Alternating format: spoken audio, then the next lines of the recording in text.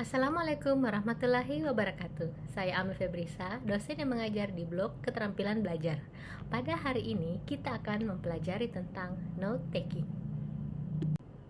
Note taking adalah kemampuan untuk membuat catatan atau mencatat.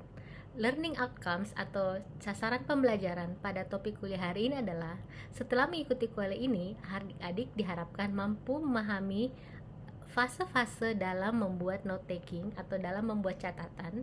Adik-adik dapat memahami tentang metode-metode yang dapat digunakan untuk membuat catatan atau note taking, bagaimana cara membuat catatan ketika sedang mengikuti kuliah di kelas, dan bagaimana adik-adik bisa membuat catatan atau membuat note taking dari textbook bacaan.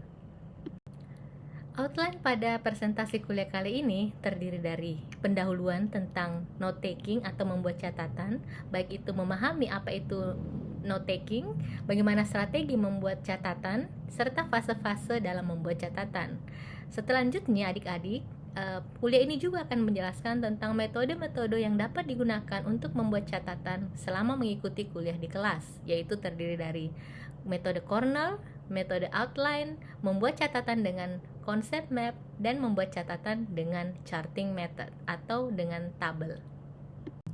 Topik berikut adalah membuat note taking dari textbook dengan metode SQ4R dan highlighting. Dan kemudian pada bagian akhir, adik-adik akan mendapatkan penugasan untuk membuat note taking.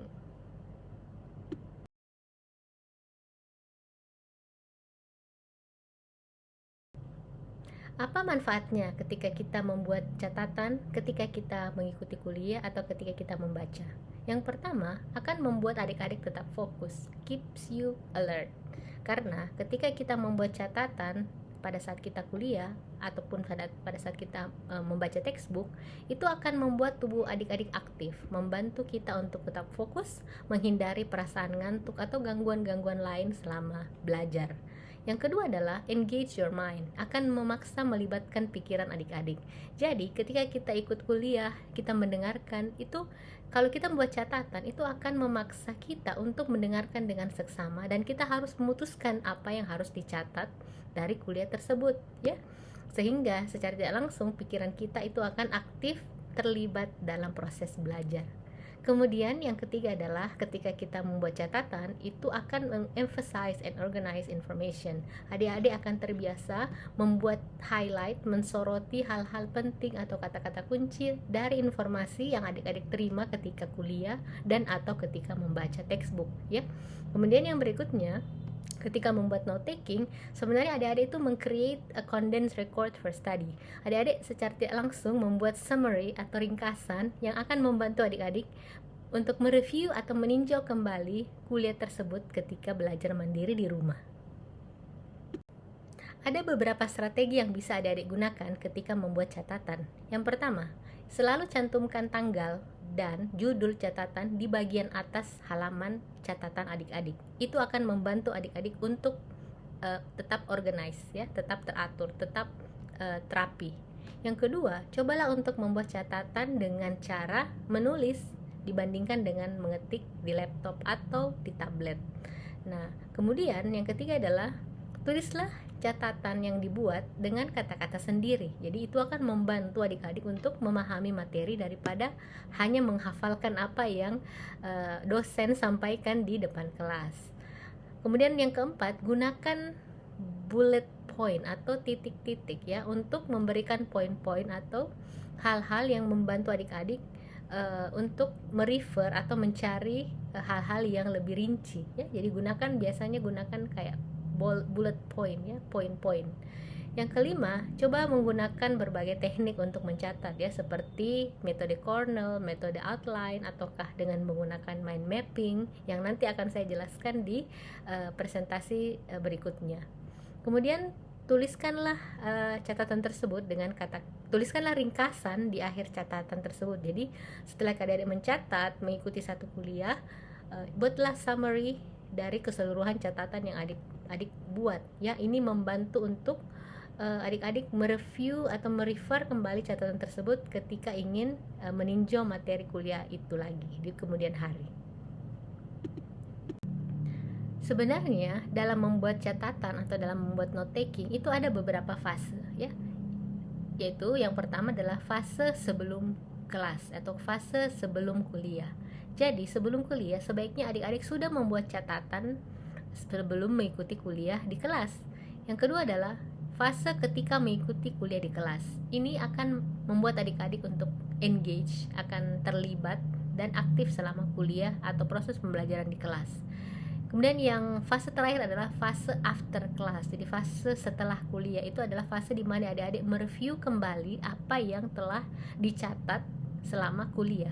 Ya, jadi sebenarnya fase membuat catatan kalau kita mengikuti prinsip ini adalah bisa dibagi menjadi 3 fase sederhana ya. Jadi catatan yang dibuat sebelum kuliah, catatan yang dibuat selama kuliah, dan mereview kembali catatan yang kita buat selama kuliah itu di rumah ya. Mari kita lihat satu persatu tahapan dalam membuat catatan. Yang pertama adalah tahap before class, jadi sebelum kuliah. Pada tahap ini adik-adik sudah harus mempersiapkan diri dengan mencari tahu apa yang perlu adik-adik ketahui dan pahami sebelum kuliah itu berlangsung. Jadi sebaiknya sebelum kuliah dimulai, adik-adik itu sudah membaca bahan bacaan yang ditugaskan atau yang terkait dengan topik yang akan dikuliahkan pada hari itu, dan membaca presentasi dosen yang kira-kira akan dibawakan pada hari itu, sehingga adik-adik sudah memiliki pemahaman dasar tentang topik-topik yang akan dibahas di kelas.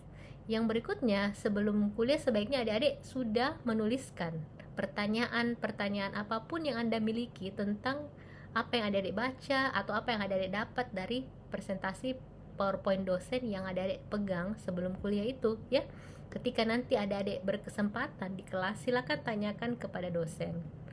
Yang fase berikutnya adalah kalau ini adalah kuliah yang kesekian, maka adik-adik bisa mereview kembali catatan-catatan minggu lalu atau sebelumnya untuk merefresh apa yang adik-adik telah pelajari dan membuat koneksi tentang kuliah yang akan diikuti di hari berikutnya ya. Dan yang paling penting adalah datang lebih awal ya. Datanglah setidaknya 15-30 menit sebelum kuliah dimulai untuk membantu adik-adik menjadi lebih fokus dan siap sebelum kuliah di kelas itu dimulai. Tahap selanjutnya dalam membuat catatan adalah selama kuliah atau during the class. Jadi pada tahap ini adik-adik ketika mengikuti kuliah di kelas, adik-adik harus tetap aktif dan berupaya untuk terlibat atau engage dengan proses pembelajaran di kelas, dan manfaatkanlah waktu sebaik mungkin dengan dosen dan teman-teman di kelas untuk belajar. Jadi jangan untuk hal-hal lain ya. Dan ketika mengikuti kuliah di kelas, maka sebaiknya yang pertama adik-adik harus mendengarkan penjelasan dosen secara aktif dan berikan perhatian penuh pada saat kuliah. Dan buatlah catatan dengan metode-metode yang konsisten dan terorganisir. Jadi nanti akan saya ajarkan metode apa yang bisa kita gunakan ketika kita membuat catatan di kelas ya. Kemudian silakan tulis pertanyaan apapun yang diajukan oleh dosen di kelas dan dengarkan jawabannya. Jadi kadang dosen itu akan sering mengajukan pertanyaan-pertanyaan tertentu ya. Jadi silakan dicatat, dan kalaupun dosennya menjawab, dengarkan jawabannya.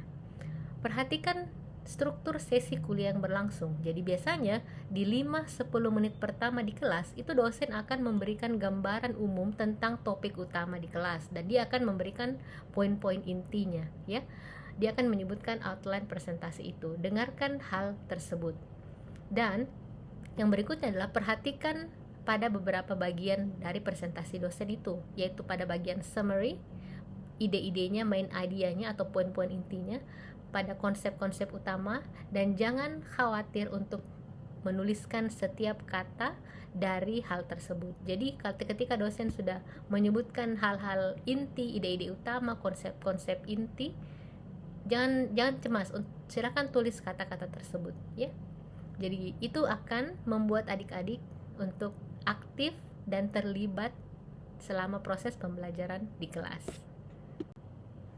Tahap selanjutnya adalah tahap after class. Jadi tahap setelah kuliah. Atau pada tahap ini adik-adik harus mereview kembali catatan yang adik-adik buat di rumah ya. Jadi Setelah mengikuti kuliah di kelas, sebaiknya adik-adik harus meninjau kembali catatan yang adik-adik buat tadi dalam jangka waktu 24 jam ya. Jadi dalam satu hari itu sebaiknya adik-adik sudah membuka kembali apa yang sudah adik-adik catat. Nah, ketika dibuka, silakan dilihat kembali, diurutkan, diatur ulang, ditambahkan atau dievaluasi kembali apa yang adik-adik catat. Dan kalau memang bisa, buat koneksi antar topik yang terkait dengan kuliah-kuliah sebelumnya aja. Memang kalau memang bisa ya. Yang berikutnya adalah ketika kita baca catatan tersebut, kadang muncul pertanyaan-pertanyaan tertentu yang kita mungkin tidak pahami. Nah, silakan dicatat pertanyaan-pertanyaan itu dan klarifikasi kembali ke dosen yang bersangkutan kalau memang masih bisa ketemu dengan dosen tersebut ya. Karena ini akan sangat membantu untuk melengkapi catatan yang adik-adik buat. Kemudian catatan yang sudah dibuat adik-adik bisa atur kembali dengan menambahkan warna, highlighting warna, bullet point untuk mengidentifikasi ide-ide penting, kata-kata kunci, konsep-konsep utama ya, sehingga membuat adik-adik akan lebih mudah memahami apa yang adik-adik catat. Nah, yang paling terakhir adalah buatlah ringkasan dari keseluruhan catatan yang adik buat tadi ya, sehingga adik-adik akan mudah mendapatkan sebenarnya catatan yang saya buat ini itu isinya secara keseluruhan itu tentang apa ya. Jadi inilah keseluruhan fase dalam membuat catatan atau dalam membuat note taking.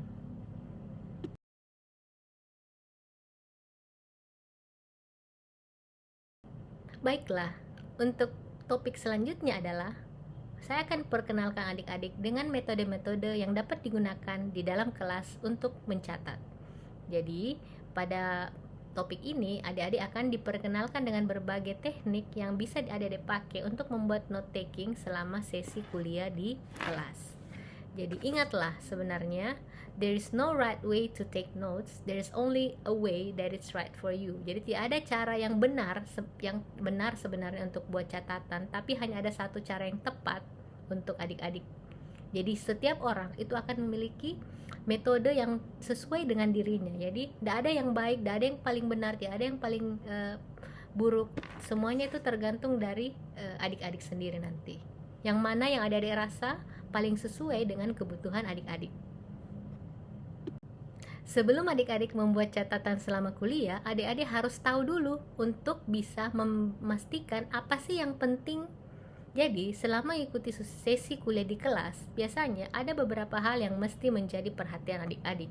Ketika adik-adik sudah tahu mana yang penting, mana yang tidak, itu akan membantu sekali adik-adik untuk membuat catatan. Jadi, tidak perlu mencatat each words of it. Jadi, adik-adik harus punya kemampuan untuk memahami sebenarnya dari keseluruhan yang dosen sampaikan itu sebenarnya mana sih yang penting. Mari saya ajarkan tentang hal tersebut di slide selanjutnya. Bagian yang penting dari keseluruhan presentasi biasanya ada pada bagian pendahuluan dan bagian kesimpulan. Bagian pendahuluan itu biasanya dipaparkan oleh dosen pada 5-10 menit pertama, dan pada bagian kesimpulan biasanya 5-10 menit terakhir kuliah. Perhatikan pada bagian pendahuluan karena biasanya itu berisi outline atau topik-topik inti dari keseluruhan presentasi itu. Sedangkan pada bagian kesimpulan biasanya akan berisi tentang ringkasan dari suatu konsep dan biasanya akan mengulang kembali isi poin utama. Jadi, perhatikan bagian pendahuluan dan kesimpulan. Tanda berikut yang untuk membantu adik-adik mengetahui apa yang penting dari suatu presentasi adalah repetisi. Ketika adik-adik mendengar suatu poin diulang terus-menerus, hampir pasti hal itu penting. Jadi, pengulangan yang adik-adik dengar, baik itu diulang kata per kata atau diulang dalam bentuk poin per poin atau menghubungkan antara satu poin dengan poin lain, ataukah dosen itu memberikan serangkaian contoh-contoh, maka bisa dipastikan hal tersebut adalah hal yang penting. Tanda berikut bahwa apa yang dikatakan dari keseluruhan presentasi itu penting kalau dia berisikan linking expression atau frasa-frase atau potongan kata sambung yang menandakan suatu hal itu penting atau tidak ya. Jadi kata-kata itu seperti misalnya kata-kata pengulangan, misalnya selain itu dengan kata lain, atau kata-kata yang menekankan secara khusus, misalnya secara khusus atau terutama atau kata especially atau pentingnya hal ini. Jadi kata-kata yang ditekankan pada suatu pengucapan ketika dosen menjelaskan, ketika dia sebut kata-kata itu, pastikan bahwa hal itu penting. Atau ketika dosen presentasi, dia membuat poin-poin, dia mengurutkan pertama, kedua, ketiga, tahap-tahapan ya. Jadi itu biasanya juga penting. Atau kata-kata yang berisi ringkasan, summary, kesimpulan ya, itu pasti penting karena itu biasanya merangkum keseluruhan presentasi tersebut. Ataukah kata-kata amplifikasi seperti misalnya dengan kata lain, yaitu ya. Jadi semua kata-kata linking expression ini atau kata-kata penghubung ini ketika kalian dengar, perhatikan kalimat yang ada setelahnya, dan bisa dipastikan setelahnya itu adalah kalimat yang penting. Setelah adik-adik memahami atau mengetahui apa yang penting dari presentasi di kuliah, maka mari saya ajarkan adik-adik tentang berbagai metode yang dapat kita gunakan untuk membuat catatan ketika kuliah di kelas, yaitu ada metode Cornell, metode outline, dan mind mapping atau concept map.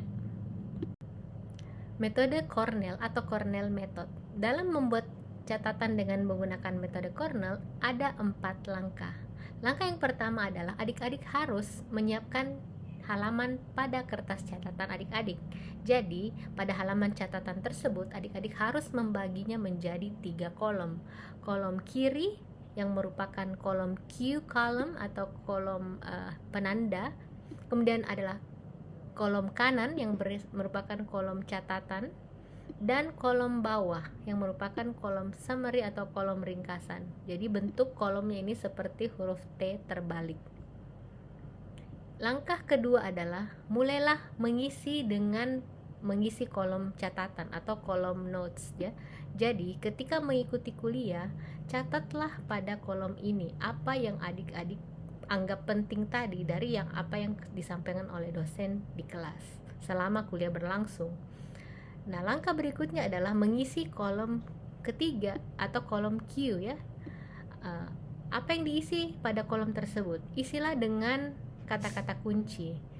Bahkan adik-adik dapat mengisinya dengan pertanyaan dari apa yang menjadi catatan pada kolom di sebelahnya ya.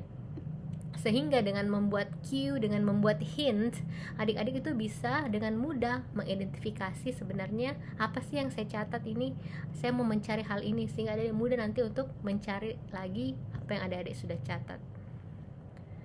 Yang berikutnya adalah langkah yang keempat, mengisi bagian ringkasan atau mengisi bagian summary. Jadi pada bagian ini adik-adik sebaiknya membuat ringkasan tentang keseluruhan apa yang adik-adik catat pada hari itu. Ini akan memberikan gambaran singkat keseluruhan apa sih yang adik-adik catat, sehingga adik-adik akan mudah melihat sebenarnya tujuan kuliah hari itu apa ya. Jadi gampang adik-adik akan mereview kembali catatan ini dengan adanya summary.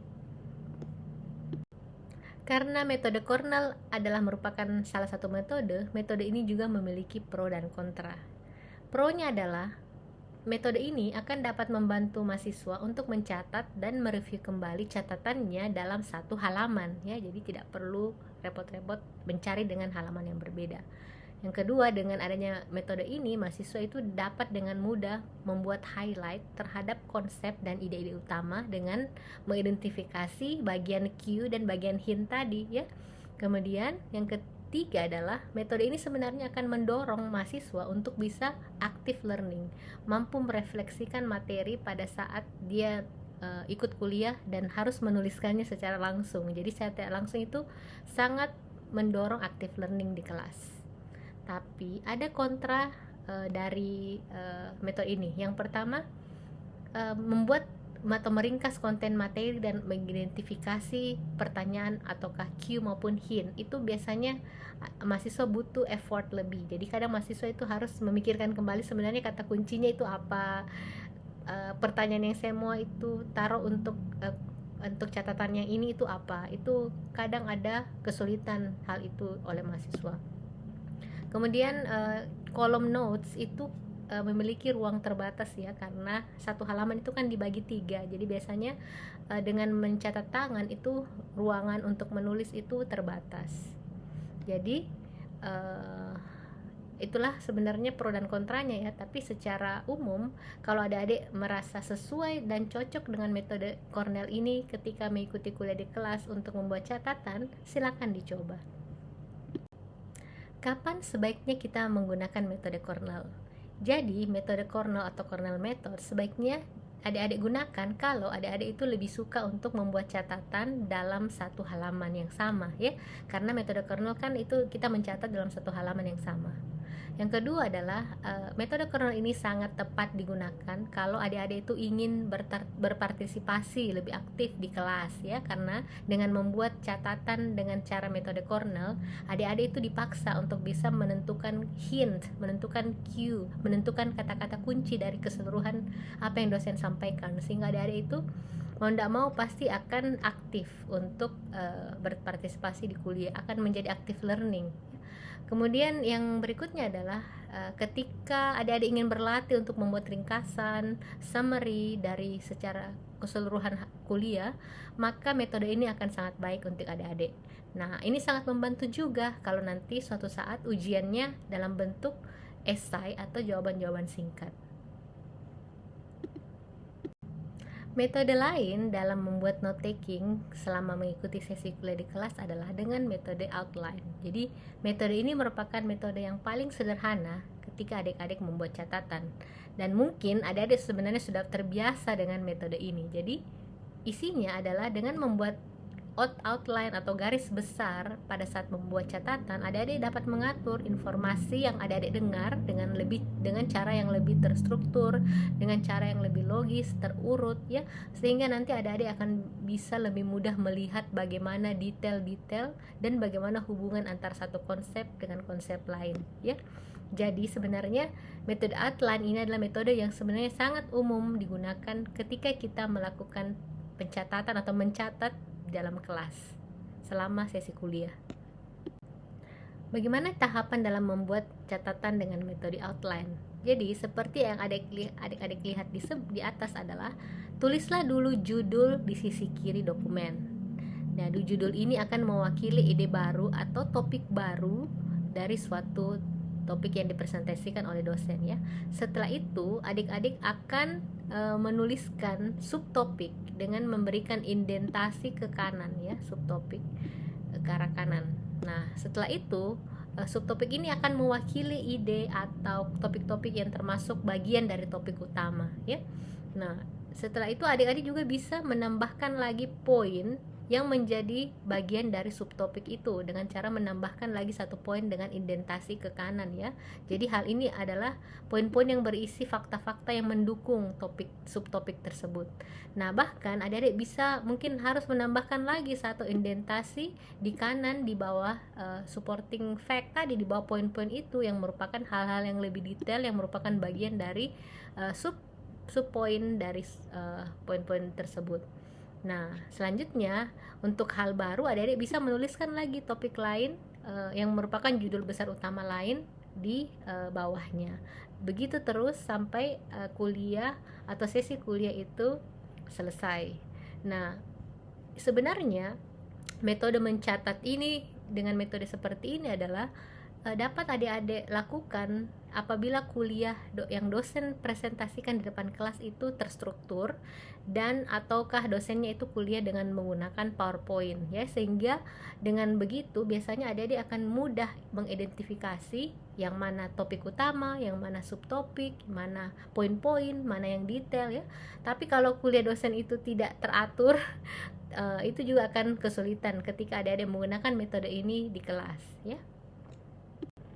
Ya, metode outline juga memiliki pro dan kontra ya. Jadi, apa pro dari metode ini? Yang pertama, metode ini sangat cocok untuk digunakan mencatat di kelas apabila kuliah itu terstruktur dengan materi-materi yang dibawakan oleh dosen dengan presentasi yang teratur ya. Jadi biasanya kalau dosennya menggunakan tadi PowerPoint, itu biasanya metode ini sangat pas digunakan untuk mencatat di kelas. Yang kedua, identasi atau pengelompokan sub-sub topik dan poin-poin dan detail itu akan membantu adik-adik untuk menunjukkan dan pengelompokan satu konsep dengan konsep lain. Jadi adik-adik akan bisa paham pengelompokan hal itu, yang mana masuk di poin utama A, yang mana masuk di poin utama B, yang mana menjadi subtopik A, yang mana menjadi subtopik B. Itu membantu adik-adik untuk mengidentifikasi pengelompokan itu. Yang berikutnya, ini bagus karena akan bisa membantu adik-adik untuk mengingat kembali, recall terhadap poin-poin yang ada di kuliah tersebut. Jadi karena dia terstruktur ya. Nah, berikutnya, bagi adik-adik yang suka mengikuti kuliah dan mencatat dengan menggunakan laptop atau dengan komputer, itu metode ini sangat pas ya. Namun metode ini memiliki kontra. Yang pertama adalah biasanya metode ini hanya akan membuat mahasiswa mencatat apa yang dia lihat saja atau apa yang dikatakan oleh dosennya saja, tanpa menambahkan pemikirannya sendiri. Jadi agak berbeda dengan metode Cornell ya, karena di metode Cornell adik-adik harus menyaring mana yang penting baru adik-adik tulis. Sementara yang ini mungkin adik-adik hanya langsung menulis saja, mencatat saja poin-poinnya apa yang memang ada di presentasi dosen, itu langsung ditulis tanpa adik-adik tulis dengan pemikiran sendiri. Nah, metode ini juga sebenarnya tidak cocok digunakan untuk beberapa mata kuliah yang bersifat teknologi, sains, dan matematika ya, karena biasanya itu tidak terstruktur, tidak ada sub-sub topiknya. Yang berikutnya ya, metode ini tidak pas digunakan jika sesi kuliah itu tidak terstruktur atau mungkin penuh dengan open diskusi atau open question ya. Jadi kuliah yang interaktif yang ini kadang tidak pas ya, karena adik-adik mungkin akan bingung untuk sebenarnya menentukan poin utamanya apa ya, kalau kuliah itu sendiri memang tidak terstruktur dengan baik. Kapan kita menggunakan metode outline ketika kita mencatat di kelas? Yang pertama, gunakan metode ini kalau kuliah yang digunakan dosen itu terstruktur, atau ketika dosennya kuliah menggunakan PowerPoint. Itu metode ini mungkin sangat pas digunakan.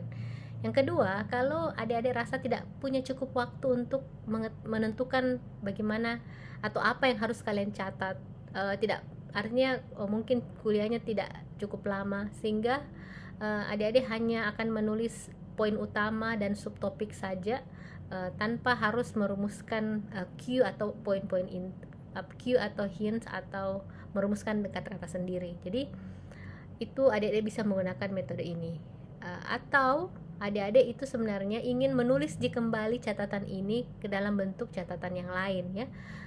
Jadi ini seperti adik-adik hanya mau mengambil dulu poin-poin besarnya, subpoin, topik-topik utamanya, subtopiknya saja. Nanti setelah itu adik-adik akan lengkapi di catatan lain. Jadi metode ini digunakan ketika adik-adik sebenarnya masih mau lagi menulis catatan itu dengan menambahkan hal-hal lain. Salah satu metode lain yang dapat digunakan ketika membuat catatan di kelas adalah dengan menggunakan mind mapping atau konsep map atau spider web. Jadi dengan metode ini adik-adik akan menuliskan ide di atas kertas. Ketika ide itu ditulis, adik-adik itu akan menghubungkannya dengan ide atau konsep lain. Jadi mind mapping ini sebenarnya akan membantu adik-adik untuk melihat hubungan atau koneksi antar satu poin dengan poin lain. Jadi prinsipnya adalah ketika membuat mind mapping, adik-adik itu akan mencatat dulu satu topik sentral, topik utama di tengah atau ide utama di tengah. Lalu setelah itu akan bergerak ke arah luar untuk menambahkan garis-garis dari topik sentral ke topik-topik lain yang terhubung dengan topik sentral. Jadi dia akan seperti jaring-jaring laba-laba ya, atau spider web. Jadi itu yang disebut sebagai mind mapping. Nah, peta konsep atau mind mapping ini sebenarnya sangat pas digunakan bagi mahasiswa yang memiliki gaya belajar visual ya. Bagaimana cara membuat mind mapping? Yang pertama adalah ketika adik-adik mengikuti kuliah, adik-adik harus bisa mengidentifikasi apa topik utama dari kuliah tersebut, apa yang menjadi fokus utama pada saat kuliah di kelas ya. Langkah yang kedua adalah Organize your information into subtopic and main points. Jadi adik-adik harus bisa mengidentifikasi ketika di kuliah itu mana yang menjadi topik, yang mana yang menjadi subtopik, mana yang menjadi poin-poin yang berasal dari topik utama, ya. Nah, langkah berikutnya adalah create your maps. Jadi mulailah membuat peta atau mind mapping tersebut dengan cara meletakkan topik utama di tengah dan meletakkan subtopik-subtopik di samping daripada topik utama yang dihubungkan dengan cabang-cabang, ya. Dan yang berikutnya adalah ketika adik-adik sudah membuat mind mapping, review kembali mind map tersebut untuk mencari informasi lebih lanjut tentang hubungan antar dua hal, ya, hal yang dihubungkan tersebut, ya. Jadi adik-adik bisa mereviewnya dengan menggunakan penanda-penanda warna lain atas satu hubungan ke hubungan lain, simbol atau arah panah yang menghubungkan antar satu konsep dengan konsep lain. Dan adik-adik harus bisa mengelaborasi dan menjelaskan kira-kira hubungan antar satu konsep dan konsep lain itu dijelaskan dengan apa, ya. Apakah mind map yang saya buat ini akurat atau tidak, apakah logis, apakah terperinci atau tidak. Adik-adik harus review kembali setelah mind map itu dibuat. Nah, yang terakhir adalah lihatlah kembali mind mapping Anda yang telah Anda buat, sehingga adik-adik itu bisa menambahkan jika ada yang perlu ditambah dari mind map tersebut. Biasanya setelah adik-adik mengikuti kuliah lain atau membaca referensi lain, lihatlah kembali mind map yang pernah adik-adik buat sebelumnya. Adakah informasi yang saya bisa tambahkan dari mind map itu setelah apa yang saya baca yang lain, ya, sehingga membuat mind map yang sebelumnya itu, yang adik-adik yang sudah buat sebelumnya itu bisa menjadi lebih lengkap. Ya, mind map ini sebenarnya akan membantu adik-adik untuk mempersiapkan diri adik-adik untuk ujian, karena isi daripada mind map sebenarnya adalah inti-inti konsep-konsep hubungan antar topik yang akan membantu adik-adik mengkorelasikan antar berbagai hal dalam satu peta besar, ya. Berikut adalah contoh mind mapping pada kuliah homeostasis. Homeostasis adalah suatu keseimbangan internal yang dimiliki oleh manusia. Dan jadi dari mind mapping ini adik-adik bisa melihat bahwa homeostasis itu pada mind mapping ini dia mencabangkannya menjadi beberapa hal. Jadi dia memiliki warna lain untuk subtopik. Jadi subtopik dia beri warna biru, ya. Sementara untuk poin-poin lainnya itu dia menuliskannya dengan kalimat-kalimat, ya. Jadi seperti inilah contoh sebenarnya mind mapping, ya. Adik-adik bisa menggunakan aplikasi mind mapping yang dapat digunakan di laptop atau di tablet, ataukah memang mau membuat mind mapping secara manual dengan menulis di kertas, itu juga bisa, ya. Jadi mind mapping di atas ini sebenarnya contohnya adalah tentang homeostasis, ya. Jadi dia membagi homeostasis itu menjadi definisi homeostasis, jenis-jenis homeostasis, mekanisme kontrol dalam homeostasis, bagaimana keseimbangan cairan tubuh, bagaimana pengaturan gula darah, bagaimana pengaturan suhu, dan bagaimana pengaturan oleh sistem saraf dalam homeostasis. Jadi dalam satu mind mapping itu sudah berisi banyak sekali subtopik konsep-konsep yang dihubungkan dengan homeostasis.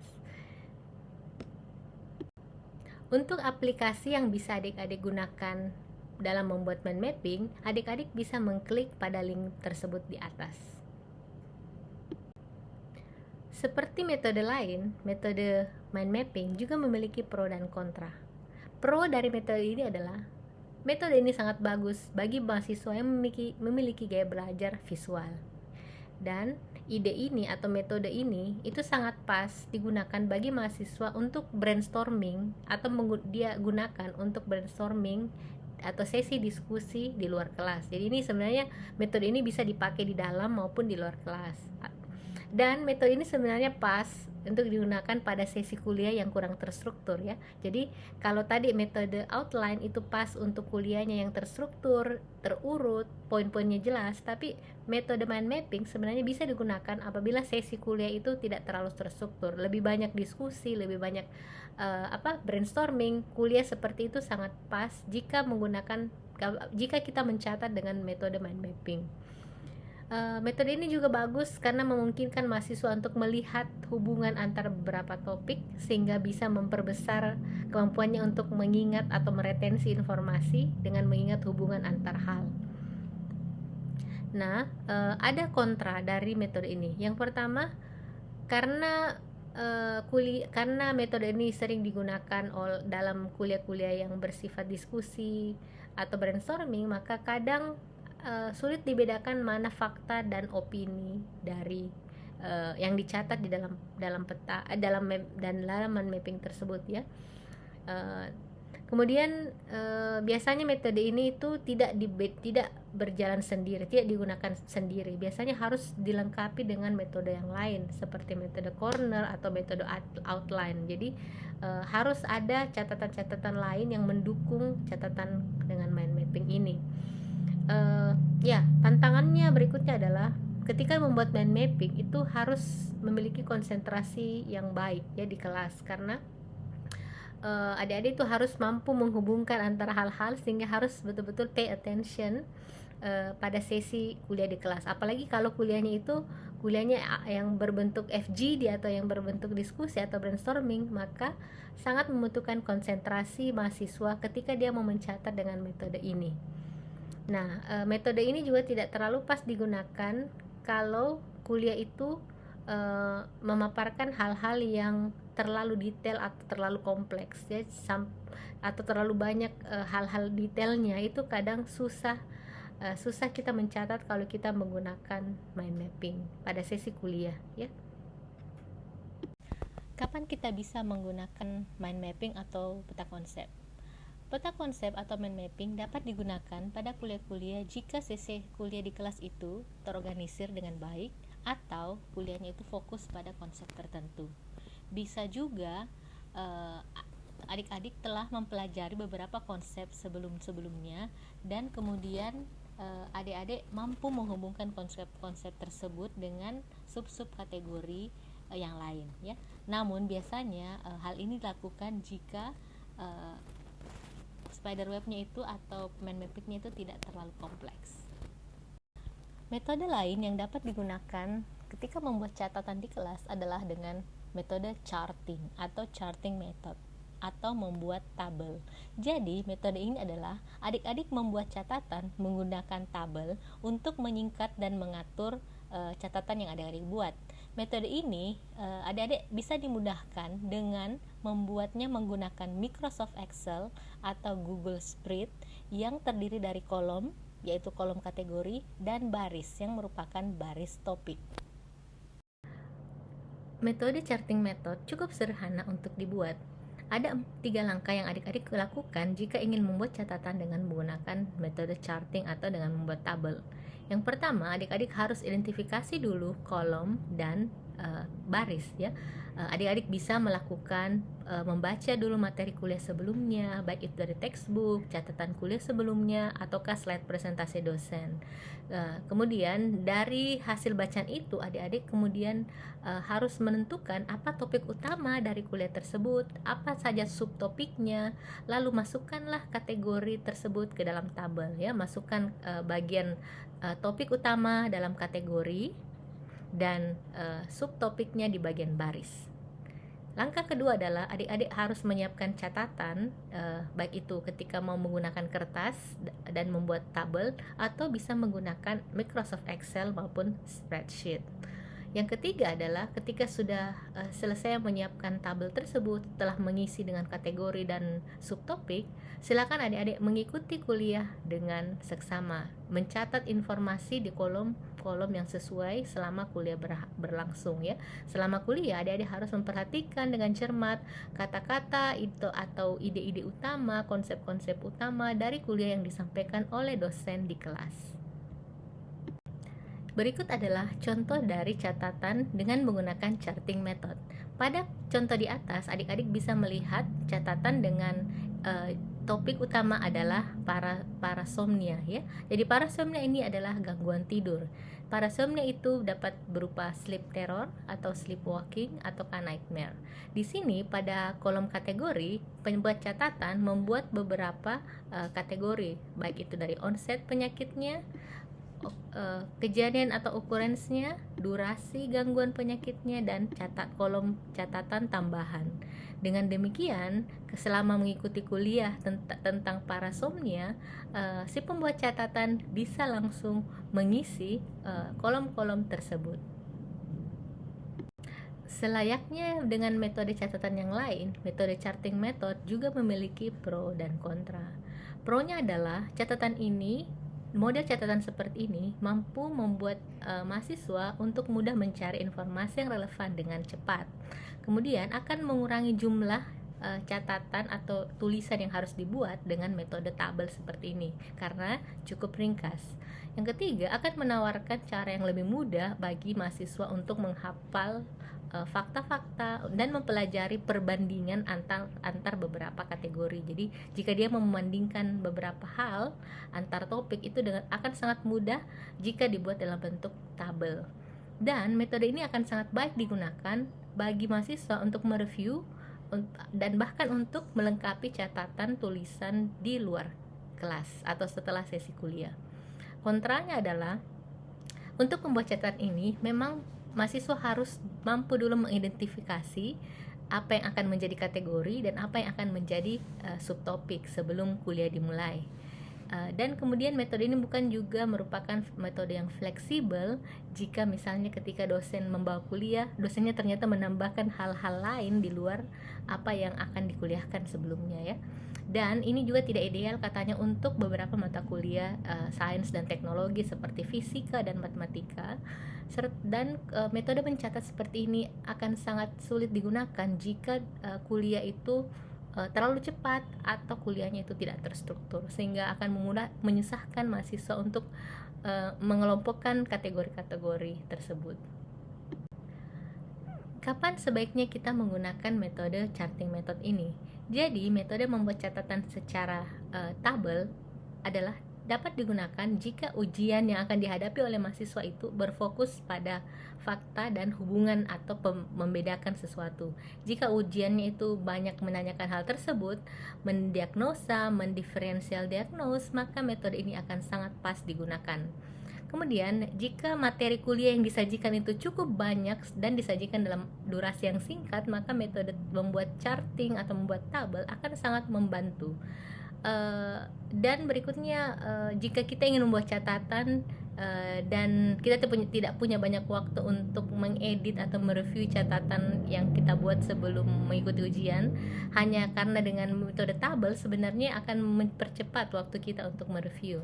Yang berikutnya, kalau kita ingin membuat catatan yang mampu memberikan gambaran secara keseluruhan tentang materi kuliah dalam satu tabel besar ya, sehingga sebenarnya metode ini ya sangat baik untuk digunakan bagi mahasiswa kedokteran. Setelah mengetahui berbagai metode yang dapat digunakan ketika mencatat di kelas, sekarang adik-adik akan melihat berbagai metode yang bisa digunakan ketika membuat catatan dari textbook. Pada sesi kali ini, ada 2 metode yang akan saya sampaikan ke adik-adik untuk mencatat ketika kita membaca textbook. Yang pertama adalah metode SQ4R, yang kedua adalah metode highlighting. Apa yang dimaksud dengan metode SQ4R? Metode ini adalah metode pendekatan pembelajaran aktif untuk membaca dan mempelajari materi bahan bacaan yang menyediakan strategi untuk bisa mempertahankan informasi yang kita baca dan juga membantu kita untuk membuat bahan untuk belajar ya. Jadi metode ini terdiri dari S yaitu survey, Q atau question, R-nya ada 4 yaitu read, respond, record, and review. Mari kita lihat satu-satu tahapan pada metode SQ4R. Yang pertama, survey. Survei atau kita melihat dengan sekilas atau membaca sekilas bab pada textbook tersebut atau bahan bacaan yang ditugaskan ke kita. Jadi baca saja secara sekilas. Bacalah, misalnya kalian baca kata pengantar, baca outline-nya ya, dan baca saja dulu secara sekilas isi textbook tersebut atau chapter tersebut. Yang kedua adalah question. Jadi setelah kalian baca sekilas, melihat secara sekilas apa sub-sub babnya ya, apa topik-topiknya, buatlah pertanyaan atau question. Ajukan pertanyaan pada saat nanti kita membaca. Jadi dengan membuat pertanyaan itu sebenarnya adik-adik akan memiliki engage, atau adik-adik akan merasa terlibat dengan apa yang adik-adik baca ya. Jadi buatlah pertanyaan tentang topik-topik yang ada di bahan bacaan tersebut. Yang berikutnya adalah mulailah membaca. Nah, ketika mulai membaca, fokuslah pada satu bagian pada satu waktu ya. Jadi jangan terlalu mau banyak diselesaikan. Jadi fokus saja dulu pada satu bagian pada satu waktu. Jadi jika sulit membaca semua, fokuslah dulu pada satu paragraf di satu waktu. Jadi karena kita harus membaca dengan penuh perhatian ya. Kemudian ketika misalnya Anda membaca dan menemukan jawaban atas pertanyaan tadi yang kita ajukan sebelumnya, yaitu di fase question, silakan dicatat, silakan diingat bahwa jawabannya itu adalah ini ya. Yang berikutnya adalah respon. Jadi setelah kita membaca satu topik, satu paragraf atau satu halaman ya, sekarang respon. Respon adalah saatnya kita menguji diri Anda sendiri. Jadi silakan ditutup buku itu, kemudian coba menjawab pertanyaan-pertanyaan yang adik-adik sudah tentukan sebelum membaca. Jadi jawab saja berdasarkan apa yang sudah adik-adik baca ya. Kemudian record. Jadi ketika sudah respon sudah berusaha menjawab sendiri, silakan tulis dengan meringkas sendiri, dengan kata-kata sendiri apa yang adik-adik sudah baca sebagai summary dari bacaan adik-adik itu. Biasanya adik-adik bisa bikin annotate di ujung-ujung textbook atau bikin di catatan lain ringkasan-ringkasan apa yang adik-adik sudah baca. Nah, yang terakhir ada review. Jadi ketika sudah dibuat catatannya nih, pastikan adik-adik memiliki waktu untuk meninjau kembali catatan yang adik-adik buat. Usahakan kalian lihat catatan itu mungkin seminggu sekali ya, supaya adik-adik bisa mengingat kembali apa sebenarnya yang adik-adik sudah catat dari buku yang adik-adik baca ya. Jadi sebenarnya secara singkat seperti itulah metode SQ4R itu. Jadi metode ini memang sangat komprehensif, sangat bagus bagi adik-adik yang ingin membuat catatan dari textbook. Metode berikutnya adalah metode highlighting atau membuat sorotan ya. Jadi metode ini dapat dilakukan dengan beberapa langkah-langkah. Langkah pertama adalah preview the text. Jadi tinjau dulu bahan bacaan tersebut. Jadi mirip dengan metode SQ4R. Kalau di SQ4R itu yang pertama adalah survei. Nah, ini sebenarnya adalah sama juga, preview. Jadi tinjau dulu bahan bacaan tersebut, lihat secara sekilas isi bab atau teks tersebut. Tentukan mana kata-kata judul utamanya, mana subtopiknya, mana gambar grafik, mana bagan, mana pertanyaan-pertanyaan, adakah pertanyaan-pertanyaan di bab tersebut. Jadi baca dulu secara sekilas untuk bisa mendapat gambaran tentang bab tersebut ya. Yang kedua adalah tahu tujuan adik-adik membaca. Jadi sebenarnya isi bacaan itu adalah adik-adik mau mencari tahu tentang apa. Adik-adik harus punya ini dulu sebelum memulai untuk meng-highlight ya. Jadi ingatlah kembali tujuan ini ketika Anda selesai membaca bab tersebut atau chapter tersebut, apakah sudah menjawab tujuan awal ya. Jadi harus diingat kembali. Yang ketiga adalah pilihlah warna highlight yang sesuai dan pas untuk adik-adik gunakan. Jadi misalnya adik-adik mau menggunakan lebih dari satu warna highlight, misalnya warna kuning itu untuk mewakili kata definisi misalnya, atau warna hijau untuk meng-highlight hal-hal lain. Jadi gunakan penanda-penanda warna yang adik-adik mudah pahami, mudah nanti ingat ya. Kemudian yang keempat adalah bacalah bacaan itu dengan perlahan dan meng-highlightnya dengan hemat. Jadi maksudnya begini, baca dulu satu paragraf atau satu bagian tanpa membuat highlight apapun, lalu stop dan pikirkan apa yang adik-adik baca dan tentukan apa yang penting, lalu mulailah untuk meng-highlight.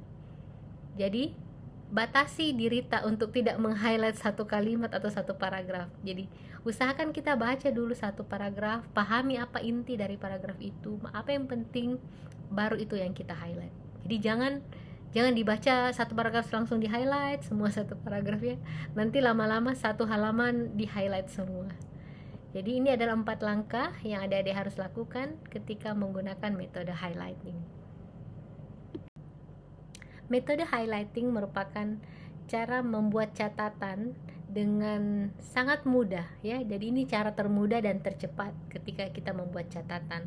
Metode highlighting sebenarnya dikombinasikan dengan membuat annotate atau anotasi. Kalau adik-adik lihat pada gambar di atas, highlightingnya itu adalah yang ini ya, yang pink. Dan dia dilengkapi dengan anotasi-anotasi atau catatan-catatan di tepi-tepinya ya. Jadi adik-adik bisa juga melengkapi highlight atau membuat catatan dengan metode seperti ini ya. Dengan metode ini sebenarnya adik-adik akan mudah untuk mengingat atau memahami isi keseluruhan satu halaman atau satu chapter bab ya, karena adik-adik sudah meng-highlightnya dan adik-adik sudah membuat anotasi-anotasi catatan di tepi-tepi dari presentasi tersebut, sehingga ketika adik-adik mau mereview satu chapter itu adik-adik akan mudah, adik-adik akan gampang untuk mengetahui isi keseluruhan dari bab atau dari chapter itu. Selayaknya metode dalam mencatat yang lainnya, metode highlight juga memiliki pro dan kontra. Pro-nya adalah metode ini sangat pas digunakan bagi mahasiswa yang memiliki gaya belajar visual, karena dengan metode ini menggunakan banyak warna, menggunakan warna-warna ya, sehingga sangat pas bagi mahasiswa yang memiliki gaya belajar visual. Yang berikutnya adalah metode ini memudahkan mahasiswa untuk bisa mencari informasi penting ketika dia membaca, karena dia sudah meng-highlight hal tersebut.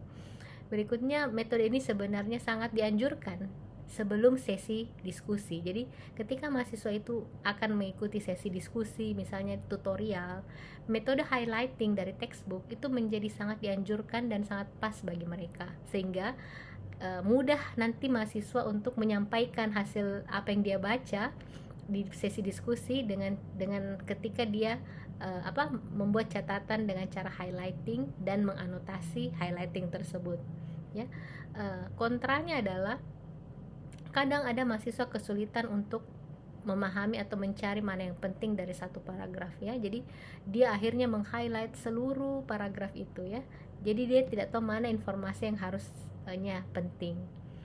Yang berikutnya adalah akhirnya kondisi ini membuat mahasiswa membaca saja tanpa berhenti untuk memproses apa yang dia baca. Jadi karena metode highlighting itu memang tidak bisa kita terburu-buru membaca. Kita harus pelan-pelan dan mencerna apa yang kita baca baru kita highlight. Kadang mahasiswa kesulitan kalau dengan metode ini, mereka itu akhirnya akan membaca terus saja tanpa berhenti dan akhirnya tidak tahu mana yang penting ya. Nah, oleh karena itu kenapa metode ini sebenarnya membutuhkan waktu untuk mahasiswa baca kembali untuk bisa dia konversi menjadi bentuk catatan lain untuk dipelajari. Jadi sebenarnya tidak cukup hanya dengan highlighting, disarankan untuk memindahkan apa yang dia sudah annotate tadi ke dalam bentuk catatan lain yang lebih elaborate ya, yang mungkin lebih kompleks lagi. Berikutnya, mari kita lihat beberapa contoh catatan-catatan atau note taking. Pada catatan di atas, catatan ini sebenarnya catatan yang mengkombinasikan beberapa metode, yaitu metode outline. Jadi kelihatan di sini terdiri dari beberapa outline ya. Ada kelompok-kelompok topik seperti topik yang ini topik inspeksi, kemudian topik palpasi ya, kemudian ada sub-subnya seperti misalnya ini subtopik 1, subtopik 2, subtopik 3 ya. Jadi metode dan metode outline. Nah, setiap subtopiknya ini ada lagi poin-poinnya ya. Ada lagi poin-poinnya. Jadi ini metode outline. Nah, metode ini dikombinasikan dengan highlighting. Jadi pembuat catatan ini meng-highlight juga warna-warna tertentu pada setiap subtopik, pada topik-topik itu, sehingga memberikan penanda yang berbeda ya. Jadi dia meng-highlight warna merah untuk subtopik, dan dia memberikan highlight warna kuning untuk topik yang besar ya. Jadi adik juga bisa berkreasi, membuat catatan semenarik mungkin yang memudahkan adik-adik untuk mengingat. Metode lain adalah pada catatan ini, pembuat catatan ini menggabungkan antara highlighting dengan annotate ya. Jadi dia meng-highlight kata-kata kunci yang ada pada bacaan di atas ya. Jadi dia meng-highlight, kemudian dia meng-annotate. Jadi dia memberikan catatan-catatan tambahan pada bagian-bagian yang di highlight tadi ya, sehingga sebenarnya catatan tambahannya ini itu dia peroleh dari hasil bacaan sebelumnya, atau dari pendahuluan, atau dari pengetahuan-pengetahuan dia sebelumnya. Nah, jadi memang highlighting method itu biasanya kadang harus dikombinasikan dengan metode-metode mencatat yang lain, sehingga menghasilkan keseluruhan catatan yang lebih lengkap. Bentuk catatan lain yang diperlihatkan di atas adalah mind map atau concept map. Jadi kedua catatan di atas itu jelas sekali memperlihatkan hubungan antar konsep. Seperti contohnya ini adalah tentang siklus haid pada endometrium ya. Jadi dia menghubungkan antar berbagai konsep-konsep dengan tanda-tanda panah. Dan di sini menariknya adalah pembuat catatan ini memberikan warna-warna lain untuk hubungan antar beberapa konsep. Jadi dia berikan warna merah, ini warna merah, kemudian ada dia berikan juga warna biru ya. Jadi ini dia lakukan untuk memudahkan dia memahami bahwa kalau hubungan antara yang ini dan ini itu artinya apa. Kalau warna biru berarti hubungan dengan konsep ini itu artinya apa. Jadi silakan adik-adik berkreasi membuat mind mapping, mau menggunakan tangan dengan cara menulis atau menggunakan aplikasi mind mapping juga boleh. Ini adalah contoh catatan yang dibuat dengan menggunakan metode charting. Jadi catatan ini sebenarnya ingin mencatat tentang konsep fungsi ginjal, dan di sini dia hubungkan dengan kategori efek gangguan yang terjadi ketika terjadi gangguan ginjal, dan bagaimana terapi yang harus dilakukan ketika terjadi gangguan ginjal. Jadi sebenarnya tabel atau catatan yang dibuat ini akan sangat membantu si pembuat catatan untuk bisa membedakan gangguan-gangguan ginjal yang bisa terjadi dan bagaimana cara menanganinya. Kita sampai di bagian penugasan. Pada bagian ini, adik-adik akan diminta untuk membuat catatan. Jadi, anggaplah pada saat ini adik-adik terdaftar pada mata kuliah blok Biomedik 2, dan di 2 hari kemudian adik-adik akan mengikuti kuliah mekanisme transport sel. Saya akan memberikan link chapter dari bab tersebut. Tugas adik-adik adalah membuat bahan catatan dari textbook chapter transportasi sel tersebut sebelum mengikuti kuliah dengan menggunakan metode highlight dan SQ4R before class. Jadi sebenarnya tugas ini adalah mengajarkan adik-adik bagaimana membuat catatan dari textbook, sehingga nanti ketika sesi kuliah adik-adik sudah memiliki bahan bacaan sebelumnya. Demikian kuliah saya tentang note taking atau membuat catatan. Semoga bisa bermanfaat bagi adik-adik selama mengikuti proses pembelajaran di kedokteran. Terima kasih. Billahi bisabil haq, fastabiqul khairat. Wassalamualaikum warahmatullahi wabarakatuh.